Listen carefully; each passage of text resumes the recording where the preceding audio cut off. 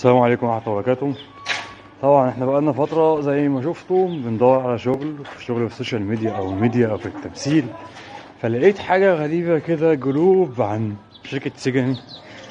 المهم الشركة عاملة جروب قدمت فيه، لقيتهم بيقولوا لي عايزين مبلغ تأمين. هل حد سمع على موضوع التأمين ده؟ وهل حقيقي ولا نصب؟ في عصر السوشيال ميديا الناس عايزة تطلع فلوس وخلاص، مش عارف.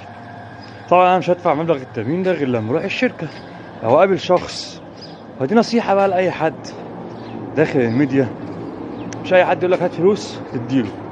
خلي بالكم، انا في مرة واحدة بس عملتها وفلوسي رجعت لي تاني، بس عشان كان واحد في شركة، ولولا الشركة دي انا ما كانش بقى ليا حساب في البنك. يعني الشركة دي شركة انتاج، كانت المخرج كان حاجة النجار، مش فاكر.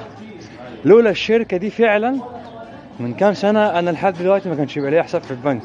ولكن الراجل ده يعني عمل حاجة كويسة، ان هو خد مني الفلوس تأمين عشان يعمل لي التصريح، فما عرفش يعمل التصريح فرجعها لي بشيك.